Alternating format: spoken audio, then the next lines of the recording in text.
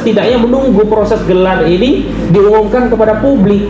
Misalnya kalau gelar itu ternyata menguatkan penghentian penyelidikan, oh berarti dianggap sama dengan hasil yang diumumkan Johandani Rahajopuro. Sebaliknya, jika ternyata gelar menyatakan bahwa penyelidikan ini ada cacat proses, prosedur, dan substansi, dan pihak Biro Wasidik selaku pengawas penyidik memerintahkan kepada penyidik untuk membuka kembali dan melakukan penyelidikan terhadap dugaan tindak pidana pemalsuan dokumen 263 KWP yang diduga dilakukan oleh saudara Joko Widodo, maka kasus ini dibuat kembali. Jadi tidak relevan pencemarannya, karena apa? Kasusnya jalan gitu. Nah, dari situ kami kemudian muncul praduga, jangan-jangan semua akan dikondisikan. Pengumuman di Bareskrim nanti juga hasilnya akan sama, sehingga Polda berani meningkatkan penyelidikan ke tahap penyidikan. Oke lah kalau skenario yang demikian, tapi tetap saja harusnya menunggu pengumuman dari Biro Wasidik dulu hasilnya seperti apa, karena ini berkaitan. Tidak mungkin ada pencemaran ijazah palsu kalau belum dibuktikan ijazahnya asli. Bagaimana kalau ternyata bagaimana audio cek lagi. Bagaimana kalau nanti kalau ternyata ijazah itu terbukti palsu? Kan nggak ada lagi fitnah, nggak ada lagi pencemaran begitu. Lagi pula sikap kami sudah jelas, kami keberatan klien kami disidik dengan pasal pencemaran dan fitnah sebelum dibuktikan ijazah ini asli berdasarkan keputusan pengadilan yang berkekuatan hukum tetap begitu. Jadi ini yang menyebabkan kami menyimpulkan ini prematur, dan karena ini prematur meloncat dari proses dan tahapan.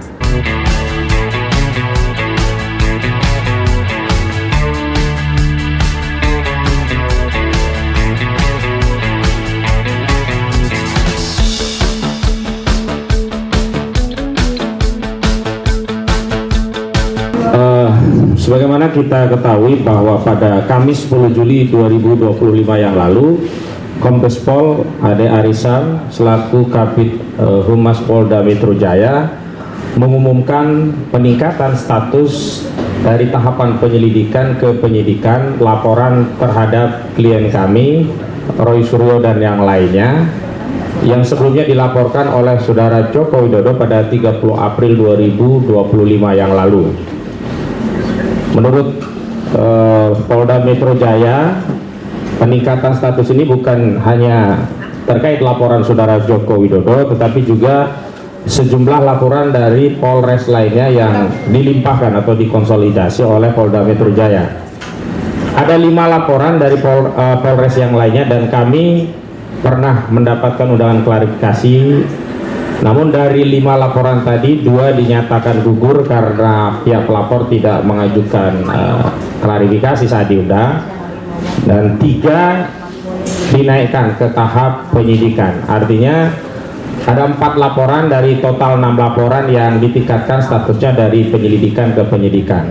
Sebagaimana kita ketahui, saudara Joko Widodo sendiri melaporkan dengan dugaan tindak pidana pencemaran 310 KWP, fitnah 311 KWP, dan 27A Undang-Undang ITE terkait menyerang kehormatan menggunakan sarana ITE.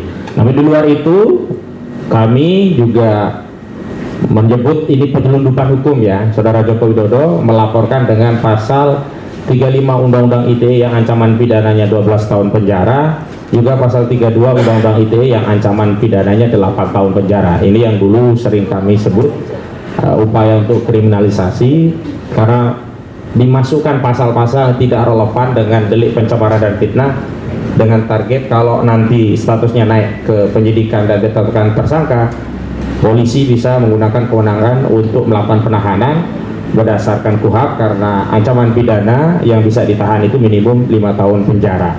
Dan dengan dimasukkannya pasal 35 dan 32 Undang-Undang ITE, melalui laporan saudara Joko Widodo ini, polisi nanti bisa mengambil langkah untuk menahan, walaupun dalam persidangan pasal-pasal ini tidak terbukti gitu. Dan itulah modus operandi kriminalisasi yang sering kami temui, bukan hanya di kasus klien kami hari ini. Yang kedua, laporan-laporan yang lainnya itu dilaporkan ada yang dari Polres Jakarta Selatan yang mengatasnamakan Peradi Bersatu, unik sekali, lucu, bahkan aneh.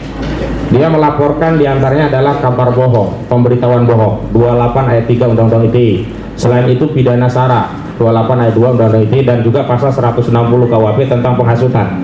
Tetapi pelapor ini sendiri bohong. Dia menuduh kami mengedarkan kabar bohong, klien kami ya. Pelapor sendiri mengedarkan pemberitahuan bohong. Apa pemberitahuan bohongnya? Kemana-mana mengaku yang melaporkan adalah Peradi Bersatu. Tetapi saat kami diundang klarifikasi, tidak ada satupun laporan dari para pelapor itu yang namanya disebut sebagai atas nama Peradi Bersatu. Ada yang laporan yang diminta untuk klarifikasi itu antaranya yang pertama Andi Kurniawan, yang kedua Samuel Sweken, Kapriadi, Lesumanan, dan Kahan Rahayan. Ada satu Samuel Sweken ya. Jadi tidak ada satupun atas nama Peradi Bersatu. Di dalam sebuah diskusi media ketika kami soal itu ya kebingungan gitu, dan saya terus terang tersinggung karena saya anggota Perhimpunan Advokat Indonesia atau Peradi, dan saya sebenarnya tidak terima ada organisasi dimanfaatkan untuk kegiatan yang bisa kita kategorikan ikut-ikutan mengkriminalisasi begitu. Nah, yang kedua tentu kami harus memberikan sikap terhadap apa yang sudah diumumkan. Sikap kami yang pertama tentu saja ini tindakan yang terlalu dini atau bahasa hukumnya itu prematur. Apa prematurnya? Pertama, kasus pencemaran ijazah palsu ini tidak bisa dilepaskan dengan kasus dugaan pemalsuan dokumen yang sudah dilaporkan di Barreskrim Mabes Polri. Walau hanya Dumas, kasus di Barreskrim itu sampai hari ini belum tuntas. Terakhir ketika 22 Mei Johandani Rahadiopuro selaku Direktur Tindak Pidana Umum Barreskrim Mabes Polri menyatakan menghentikan penyelidikan dugaan pidana pemalsuan ijazah saudara Joko Widodo. Telah dilakukan proses koreksi melalui apa yang disebut dengan gelar perkara khusus di tanggal 9 Juli 2025, dan gelar itu belum ada hasil yang disampaikan kepada kita, pada publik. Harusnya setidaknya menunggu proses gelar ini diumumkan kepada publik. Misalnya kalau gelar itu ternyata menguatkan penghentian penyelidikan, oh berarti dianggap sama dengan hasil yang diumumkan Johandani Rahadiopuro. Sebaliknya jika ternyata gelar menyatakan bahwa penyelidikan ini ada cacat proses, prosedur, dan substansi, dan pihak Biro Wasidik selaku pengawas penyidik memerintahkan kepada penyidik untuk membuka kembali dan melakukan penyelidikan terhadap dugaan tindak pidana pemalsuan dokumen 263 KUHP yang diduga dilakukan oleh saudara Joko Widodo, maka kasus ini dibuat kembali. Jadi tidak relevan pencemarannya, karena apa? Kasusnya jalan gitu. Nah, dari situ kami kemudian muncul praduga jangan-jangan semua akan dikondisikan. Pengumuman di Barreskrim nanti juga hasilnya akan sama, sehingga Polda berani meningkatkan penyelidikan ke tahap penyidikan. Oke lah kalau skenario yang demikian, tapi tetap saja harusnya menunggu pengumuman dari Biro Wasidik dulu hasilnya seperti apa, karena ini berkaitan. Tidak mungkin ada pencemaran ijazah palsu kalau belum dibuktikan ijazahnya asli. Bagaimana kalau ternyata bagaimana Bang audio cek lagi. Bagaimana kalau nanti kalau ternyata ijazah itu terbukti palsu? Kan nggak ada lagi fitnah, nggak ada lagi pencemaran begitu. Lagi pula sikap kami sudah jelas, kami keberatan klien kami disidik dengan pasal pencemaran dan fitnah sebelum dibuktikan ijazah ini asli berdasarkan keputusan pengadilan yang berkekuatan hukum tetap begitu. Jadi ini yang menyebabkan kami menyimpulkan ini prematur, dan karena ini prematur meloncat dari proses dan tahapan. Ini yang kami sebut ada tendensi, ada atensi, ada kepentingan mengkriminalisasi klien kami melalui peningkatan tahapan dari penyelidikan ke penyidikan. Memang benar laporan saudara Joko Widodo walaupun delik aduan tidak pernah menyebutkan siapa terlapornya, dan dalam undangan klarifikasi klien kami bertanya siapa yang terlapor, ternyata masih dalam lidik begitu. Tapi dalam konferensi pers media dan juga laporan dari 5 Polres yang lain sudah tegas menyebut nama-namanya. Klarifikasi terakhir itu sudah jelas terlapornya. Artinya apa? Artinya kasus ini memang sengaja ya dipercepat dengan target tertentu, dan target yang paling utama adalah ingin membungkam kebenaran. Sebab kalau motifnya bukan ingin membungkam kebenaran, harusnya diberikan otoritas yang sepadan, selevel, seimbang antara pelapor dengan terlapor untuk sama-sama mengobservasi. Dan sebelum mengobservasi, setidaknya ijazah itu diberikan hak akses kepada mereka untuk ngecek. Nah, kalau ijazahnya ternyata asli, ya sudah, klien kami bisa minta maaf. Dan kalau ternyata dia asli dan ingin tetap melanjutkan fitnahnya, ya ayo kita ladeni fitnah itu. Tetapi sudah jelas ijazah ini dibuktikan asli. Dan kemarin ada narasi yang menurut saya harus kita luruskan. Katanya pembuktian ijazah palsu itu bisa dilakukan secara bersamaan dengan bergulirnya pasal fitnah dan pencemaran. Ini yang keliru. Untuk membuktikan ijazah saudara Joko Widodo asli atau tidak itu ada 3 langkah. Pertama, melalui pengadilan tata usaha negara, dan ini sudah tidak memungkinkan karena basicnya prodek katunnya sudah lebih dari 90 hari. Yang kedua, melalui proses peradilan perdata. Perdata itu harusnya juga bisa masuk pokok perkara. Ternyata putusan pengadilan negeri Surakarta tidak jauh beda dengan putusan pengadilan negeri Jakarta Pusat yang dulu sudah pernah diajukan gugatan. Apa itu? Dinyatakan pengadilan tidak berwenang untuk mengadili kasus ijazah palsu saudara Joko Widodo. Nah, kalau pengadilan tidak berwenang, lalu kemana rakyat yang mencari keadilan kalau pengadilan sendiri menyatakan tidak berwenang? Ini kan sama saja melempar masalah ini kepada publik. Kita bingung, katanya apa? Pengadilan negeri nggak berwenang. Kenapa? Itu kewenangan pengadilan PT UN. Lalu nanti bawa ke PT UN, pengadilan PT UN nggak berwenang. Kenapa? Karena sudah lewat 90 hari. Lalu kemana ini rakyat mencari keadilan, begitu loh. Nah, sekarang satu-satunya tinggal melalui pidana. Nah, kalau melalui pidana, untuk membuktikan ijazah itu asli atau tidak, bukan melalui pasal pencemaran, tetapi 263 terkait pasal dugaan pemalsuan dokumen. Sehingga yang harus diteruskan itu adalah proses di Barreskrim, bukan yang di Polda. Coba adil gak? Klien kami dilaporkan hanya potensi masuk penjara, tapi untuk dalam rangka membuktikan ijazah saudara Joko Widodo asli. Ini kan gak seimbang posisinya, karena sudah posisi nanti jadi terdakwa. Sementara hari ini yang tertuduh yang pertamanya harus diadili dulu itu saudara Joko Widodo, yang hari ini prosesnya masih dalam tahap gelar perkara khusus dan belum ada pengumuman. Nah, yang ketiga, apa yang kami sebut prematur itu juga kita tahu lah.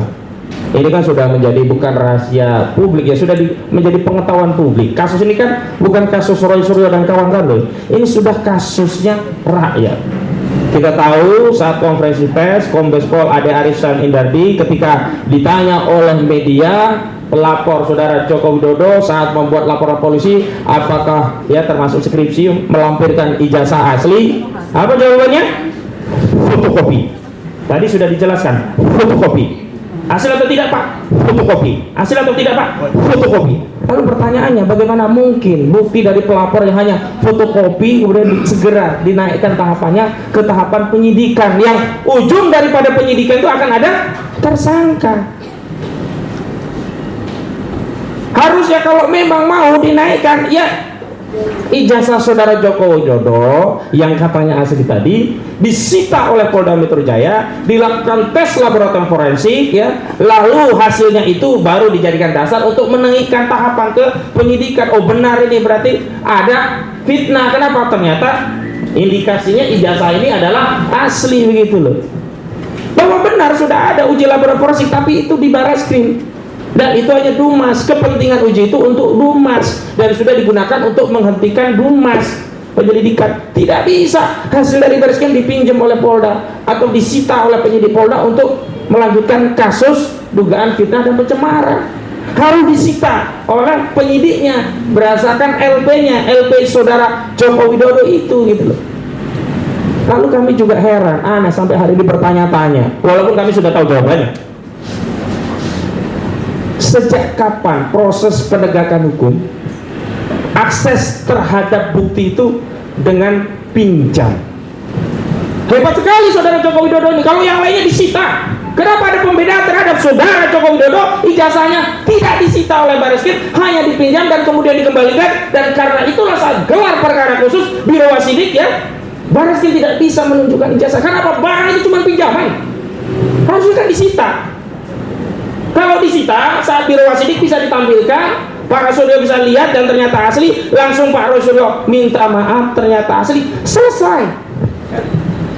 Faktanya kan nggak demikian. Terus ada narasi di bawah, kami nggak percaya, nanti dikhawatirkan itu jebakan Batman kalau nanti ditunjukkan ya, kan nanti akan difoto-foto, ada macam-macam analisis, nanti tambah ramai. Itu kan berarti nggak percaya bahwa ijazahnya asli. Kalau ijazahnya asli, apa sih susahnya difoto? Gak ada masalah, diuji berkali-kali juga dengan foto, dengan analisis apapun, kalau asli nggak akan ada masalah gitu loh. Artinya mohon maaf hari ini jika perkara ini berlarut-larut, saya minta maaf kepada seluruh rakyat Indonesia, bukan karena klien kami, bukan karena kami lawyer, karena kami memang tugas dan tanggung jawabnya membela klien kami, tapi ini sumber masalahnya adalah saudara Joko Widodo sampai hari ini tidak mau menunjukkan ijazah yang disebutnya asli itu kepada kita semua. Jadi jangan dibalik-balik, jangan kita yang kemudian dianggap bikin gaduh, akarnya ada di sana. Kemudian yang terakhir,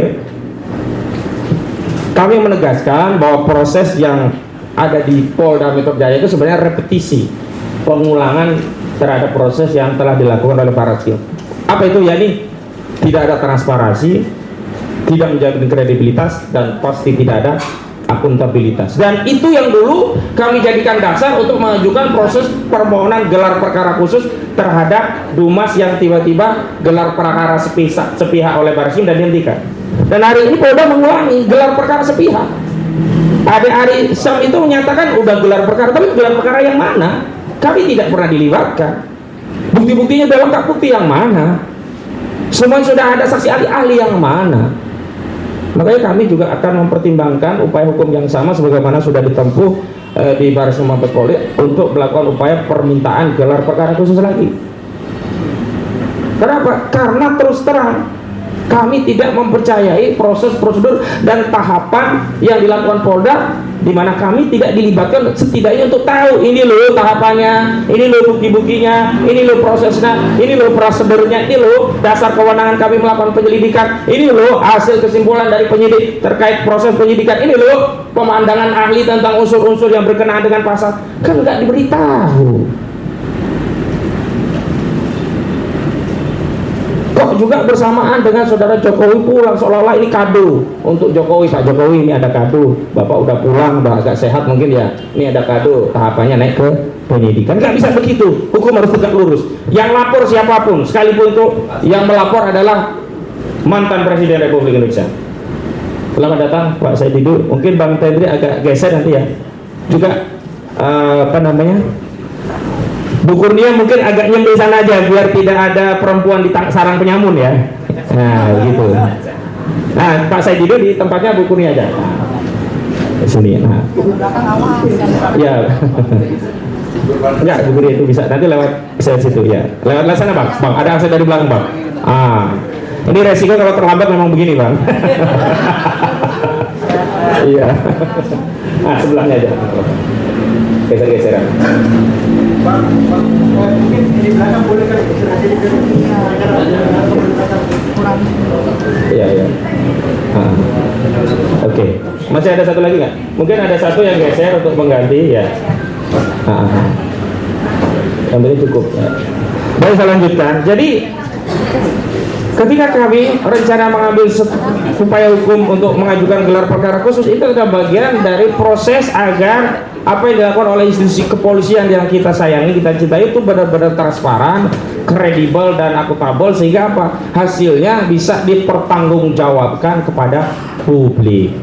Dan tentu saja terkait apa yang akan dilakukan tim kami nanti juga Bang Rizal Fadila juga sudah menyiapkan rencana lanjutan terhadap proses digelar perkara khusus. Kami ingin tegaskan ada dua hal yang berbeda. Gelar perkara khusus kemarin itu hanya mengevaluasi proses yang sudah dijalankan oleh Barreskrim Mabes Polri, tidak membahas tentang bukti baru apa yang dimiliki oleh pelapor, tidak. Makanya kenapa Pak Rosuryo dan Pak Rizwan itu masuk, itu bukan bukti baru yang dibawa, bukti yang sebelumnya sudah dikirim ke Barreskrim bagian dari lampiran Dumas tapi tidak diperiksa. Ini kan sudah ada motif kalau begitu.